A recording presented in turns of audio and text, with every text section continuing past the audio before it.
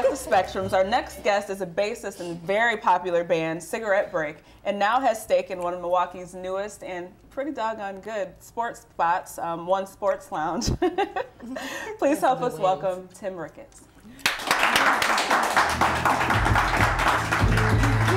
Told you. We got this one take home. You didn't bring us any chicken wings? Waffles, chicken and waffles. Yeah, I want a chicken and waffle interviewing with the syrup. Hey. Well, speaking of the chicken and waffles, I did have a client that came to one and those wings tried the are platter, and I told her you're going to be on the show, so she wants you to know that everything was off the chain. Yeah. Everything she ate. So we know that you're one part of Cigarette Break. How did you guys get started? Are you the founder? No. Yes and no. Okay. Okay. Well, this is the short story of the long story. Back in 2001, me and another poet at the time, Derek Harrell, he went on his verbal high, had an Africology class together, and he invited me down to a Soul Unseen music group recording when they were doing the charity foundation for the Bucks. And from then we did a recording session. I brought the band in. He did poetry over it. Element Everest was there too. She liked what we was doing, so she needed the band on her track too. Black Elephant is evolving. So Damien Elzy was there. He was still like a backpack rapper at the time, we call him. So he really liked it. So then they had to do a gig, and it's like before the gig, like we gotta come up with a name, and we need the band to play. It was like, well, Black Elephant, and then the whole reason behind that name was we wanted to be the most dominant and the biggest. Gotcha. So then the band was actually still playing like dinner gigs and for other groups and other singers, other poets, and we was playing poetry night still too at the time. So then we needed to distinct ourselves. So then we was opening up for Black Elephant, which we were still playing. So then Derek Harrell was like, y'all should be called Cigarette Break. Why? Because y'all all taking cigarette breaks? No, we don't smoke cigarettes. So then he was like, why? He was like, well, y'all...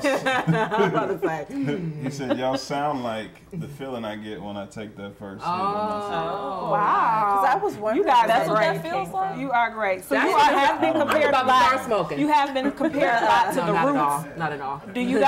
Do you hear that comparison a lot, and how do you feel about being compared to the Roots? We used to when we were part of Black Elephant. Okay. Now we're compared more to your road show bands.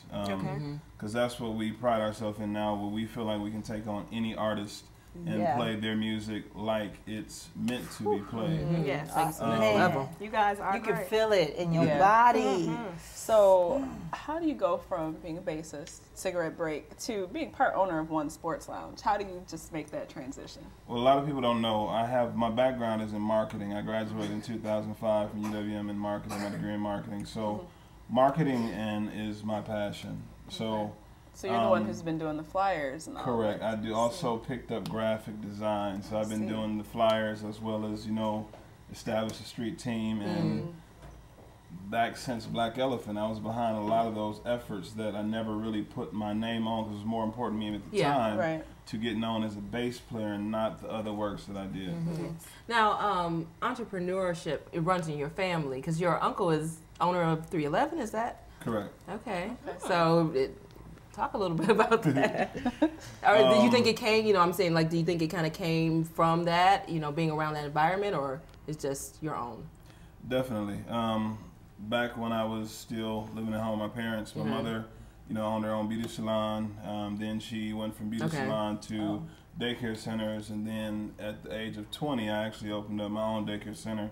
At 21, I opened up my own beauty salon. Wow. Right. And then, so this isn't something new. It's not like I've just been playing the bass. Now I'm different gonna own a restaurant. No, what I've learned, you just got to keep creating the wheel. Yeah. And, you got to be profitable in everything you do.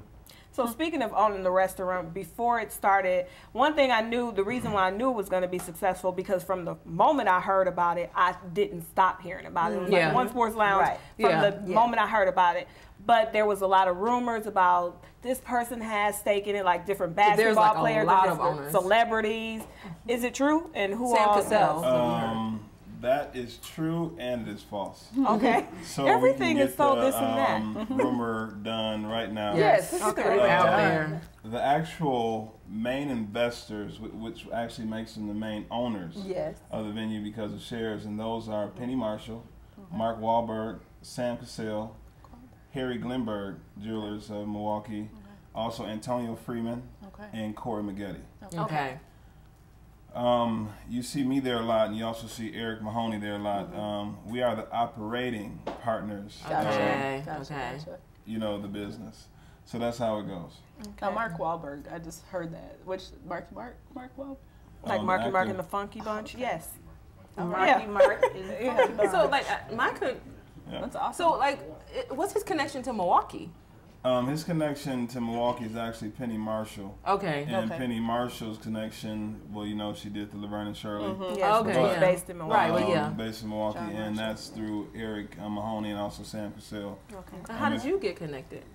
I actually got connected because a business partner at the time brought me in to be a graphic designer. Okay. And through graphic designing, they actually gave me Saturday night. So the first Saturday night they gave me, we did really, really well, and we continued doing really, really well. So then I took Thursdays, which is the ladies' night. So then my business partner at the time actually moved on to some other endeavors. So then I was asked to pretty much be the main marketing person for One Sports Lounge. And I took some of the profits that I was supposed to receive from that and actually reinvested back in the business. Smart guy. So speaking of putting all these promotions out there, you're doing a great job.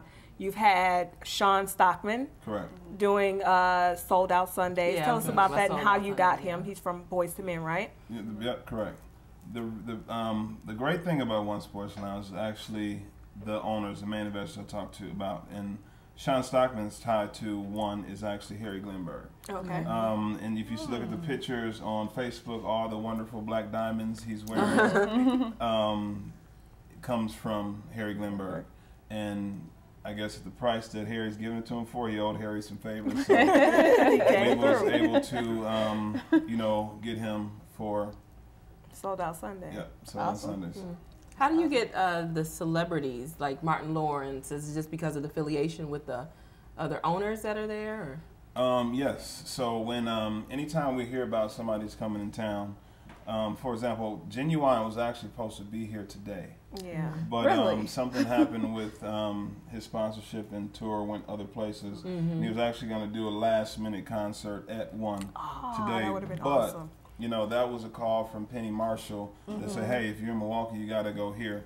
So even when Martin Lawrence was in town, I hate to say it, but he was scheduled to be some other places. But when he found out that One was in Milwaukee, he said, you know what, this is where I'm going to be. That's awesome. That is awesome. Yeah. So if there are like local people who want to put on events there, do you have that open, or is it only things that you guys decide you want to have there? So you guys actually have Seth on Sports doing $2 Tuesdays. What is that? $2 Tuesday. Seth on Sports is actually, he's a student at Marquette.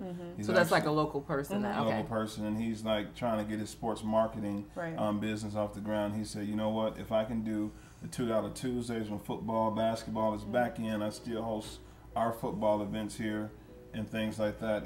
Can you help me build a brand as I help y'all build a brand? I said, yes. So what else can we expect now? Because I know we got the music going from Cigarette Break. What are some things that are about to jump off? You can expect a Cigarette Break album late this year. Whoa! Awesome. And for One Sports Lounge, you can actually expect to see us work with a lot of different more promoters and actually DJs and whoever actually wants to be a part. Because that's one thing I believe in. I love working with people. I've actually reached out to a lot of people to work with them. I love working with new people, old people, and people who just want to learn. Love it. Awesome. Well, keep your eyes open, and if you haven't already and you're over 21. I will be 30 this year. I'm saying the people to visit One. To come to One, you got to be over 21. You got to be over 21. Okay, so if you're over 21 and you're in the area downtown, visit One. We'll be right back. So am I. I thought you said Alicia, are you over 28? No, I love that.